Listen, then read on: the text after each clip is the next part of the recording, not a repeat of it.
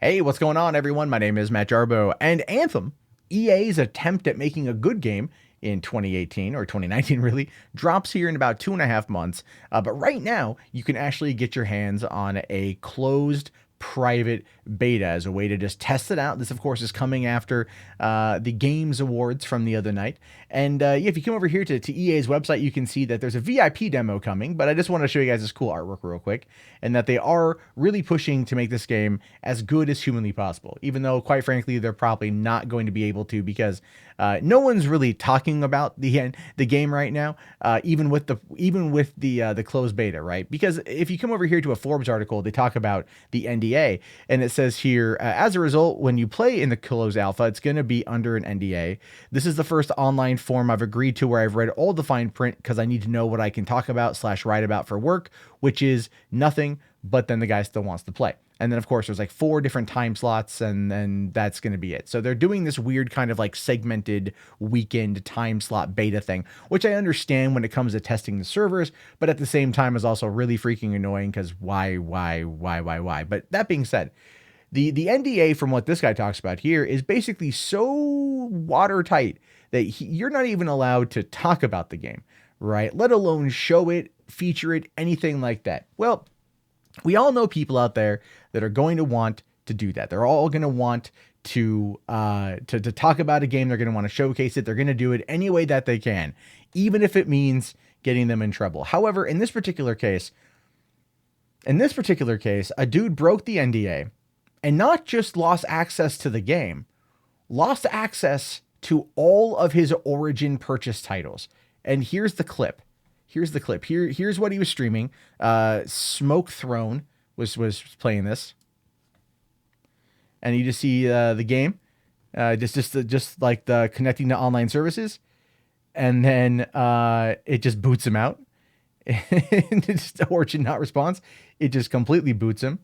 The chat had 1,300 people watching from what it looks like here, which is a lot of people. So EA knew about it, right? The guy closes out Origin because it completely gets shut down. Goes and he's gonna reopen it here in a second, and you can see that when it does open up here, once he connects in, that he won't have anything left. He won't have anything left. All of it, it's taking a little bit longer than I thought to open, but you can see here that everything is gone. Everything is gone. His entire library is absolutely wiped the hell out because he was streaming Anthem. Now, here's the thing with this. A lot of people are going to be like, well, doesn't he deserve it? He broke the NDA and everything else. And part of me says, yeah, he broke the NDA 100%. All right, he broke it, which means that he definitely violated the rule, so he would be punished. But I could see him being punished by losing access to the game.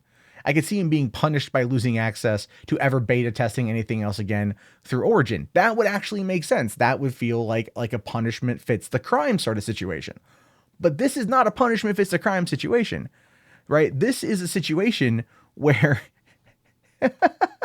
this is a situation where the dude literally lost everything that he had. Now, I don't know what he had before this. I don't know how many games he had in there before this. He could have had nothing. He could have had nothing at all. But it's entirely possible that he very much did have a full library there, and they deleted everything. And it doesn't go above what EA would be kind of what you would expect out of EA. EA is known for this kind of nonsense. They're known for this type of crap. They're absolutely known to to screw anyone over the best way that they can. And they want Anthem to be a huge success. Well, Anthem probably won't be, because no one's going to be talking about it. No one is already talking about Anthem. But the big fear here is actually the larger conversation, I should say, really does boil down to this: digital versus physical. Right? If he had the game physically, they couldn't really boot him out. They couldn't delete everything, all the physical games that he has. They couldn't take him away. Right? It's not like the EA Gestapo can come to your house, kick down your door, and take away your games. All right. Sorry, Anita Sarkeesian. That's not how any of this operates one way or the other. Feminists are EA alike.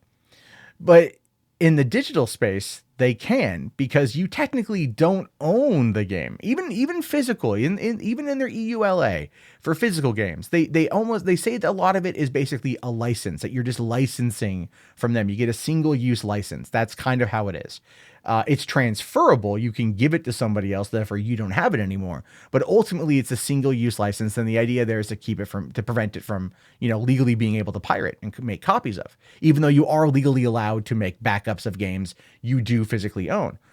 But in the digital space, you don't have that. And at any point in time, they can lock out your account and they can take everything you've purchased away from you. It's part of this game. So as we move closer and closer to a digital only world, which is going to be the inevitable. If you are a PC gamer, you understand this wholeheartedly.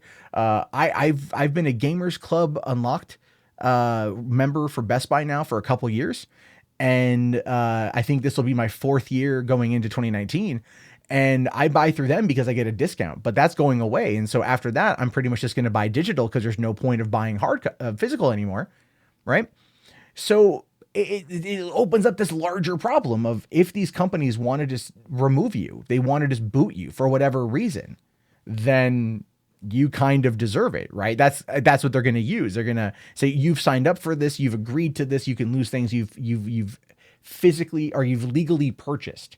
So you don't own what you've been renting, and that's not good. I don't like that at all. Now, SmokeThrone made the mistake here of streaming Anthem. Made the mistake of all that crap. I get that. And I don't support him doing that. But I also don't support him losing everything that he had as a result of this. If we are to believe this at face value. Looking at it on Reddit, I couldn't find anyone saying that he had other games in there or he didn't have other games in there. But this is what we see, that everything is gone. And so if all he had was the Anthem beta, they took away the Anthem beta. But they also closed the program and removed everything. And it's kind of freaky. It's freaky that they can do that. And that's the way things are. Anyway, I wanted to share this. It's another thing that really adds to the physical versus digital debate about how much you actually own of what you purchase, how much you actually have access to. If somebody wants to take it away from you, what your options are. I mean, there's all these things that need to be talked about in the industry.